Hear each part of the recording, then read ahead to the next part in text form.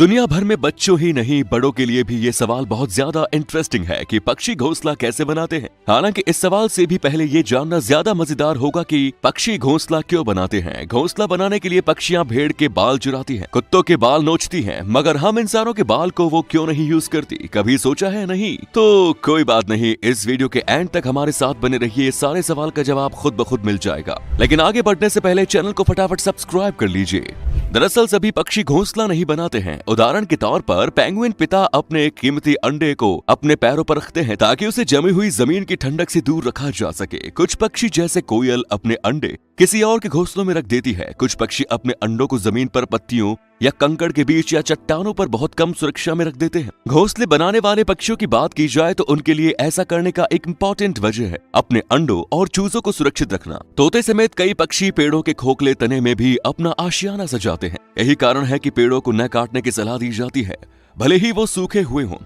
इस बीच कुकाबुरा अपनी शक्तिशाली चोंच का इस्तेमाल दीमक के घोंसले में घुसने और भीतर एक आरामदायक घोंसला बनाने के लिए करते हैं। और प्यारी सी चित्तीदार गीत गाने वाली चिड़िया किसी कोने में छोटी छोटी सुरंग खोदती है और उसके भीतर आखिरी छोर पर अंडे रखने के लिए एक सुरक्षित और आरामदायक जगह बनाती है। कुछ पक्षी जैसे ब्रश टर्की जमीन पर विशाल टीले बनाने में महीनों की बिताते हैं, जो भीतर से गर्म हो सकते हैं। मेल टर्की ये सुनिश्चित करता है कि टीले के अंदर जमीन का तापमान बिल्कुल सही है और फिर मादा को अंडे देने देता है। वो अंडों के चारों ओर बड़ी मात्रा में धूल जमा करता है ताकि ये टेस्ट किया जा सके कि वो जगह बहुत गर्म या ठंडा तो नहीं है।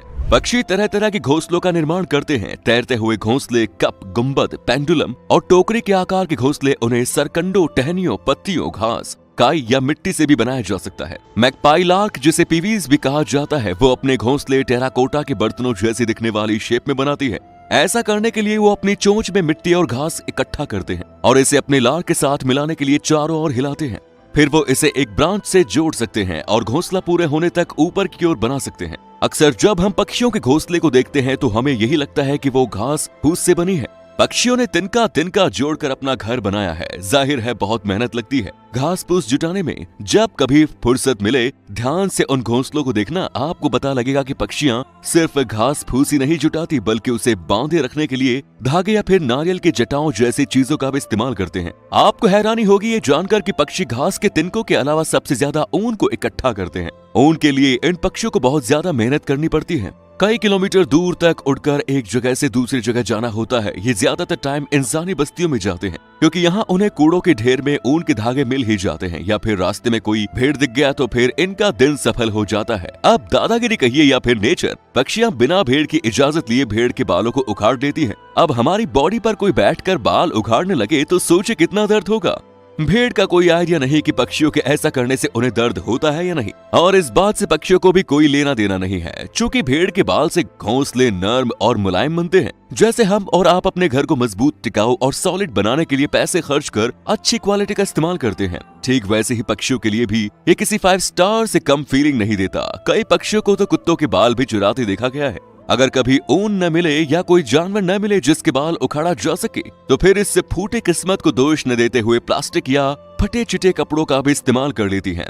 ऊन के इस्तेमाल के पीछे कई वजह हैं। पहला कारण तो यही है कि ऊन बहुत ज्यादा मजबूत होते हैं, साथ ही ऊन पानी को कम सोखते हैं। ऐसे में अगर कभी बारिश होती है तो ऊन के घोंसले बहुत जल्दी नहीं भीगते, जिसकी वजह से पक्षी और उनका परिवार बिल्कुल नहीं भीगेंगे और आराम से रहेंगे। ऊन से बना घोंसला हवा में उड़ने वाली धूल को बाहर रोक कर रखता है और केवल साफ हवा ही घोंसले में कर पाती है। अब आप ही बताइए इससे अच्छी बात और क्या होगी। ऊन की वजह से पक्षी प्रदूषण रहित वातावरण में सांस ले पाते हैं। वाह, इन पक्षियों के लिए एक लाइक तो बनता है मेरे दोस्त। दोस्तों, अब आप सोच रहे होंगे कि पक्षी भेड़ को ही सबसे ज्यादा निशाना क्यों बनाते हैं, गाय, बैल या फिर और जानवर क्यों नहीं। देखिए दोस्तों, गाय, बैल या फिर और किसी जानवर को ले लीजिए जिनके बाल से पक्षियों को फायदा होता है। उन जानवरों के पास लंबी पूंछ है जिसकी मदद से वो अपने ऊपर बैठने वाले पक्षियों को आसानी से भगा सकते हैं। लेकिन बेचारे भेड़ के पास छोटी पूंछ है जिसकी वजह से वो पक्षियों को कुछ नहीं कह पाते। कुछ जानकार ये भी बताते हैं कि पक्षी उन्हीं बालों को नोचते हैं जो बिल्कुल कमजोर हो गए हैं। ऐसे में कमजोर बालों का नोचना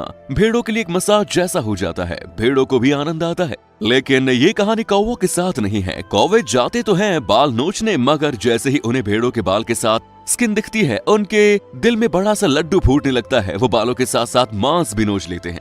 ज्यादातर कौवे भेड़ों के बच्चों को अपना निशाना बनाते हैं ताकि उन्हें कम विरोध झेलना पड़े। लेकिन दोस्तों, मुझे एक बात समझ में नहीं आती कि इन पक्षियों को ट्रेनिंग कौन दे रहा है। इतना दिमाग इनमें आया कहां से, कैसे डेवलप हुआ? इन्हें सब चीजों की वजह से मेरा भरोसा नेचर पर बढ़ जाता है कि कोई तो है एक जो ये सब कंट्रोल कर रहा है। बस इतना ही कहा जा सकता है कि पक्षी वास्तव में बुद्धिमान जीव होते हैं। सहमत हैं? तो नीचे कमेंट्स में यस लिखकर बताएं। खैर, आगे बढ़ते हैं। असल में पक्षियों की लार घोंसलों के निर्माण के लिए एक मजबूत और चिपचिपी चीज है। एक तरह का गोंद बनाने के लिए पक्षी अक्सर लार और कीचड़ को मिलाते हैं और कुछ स्विफ्टलेट पूरी तरह से ठोस लार से अपना घोंसला बनाते हैं। विली वैगटेल नाम के पक्षी एक अन्य तरह के गोंद का इस्तेमाल करते हैं, वो है चिपचिपा मकड़ी का जाला।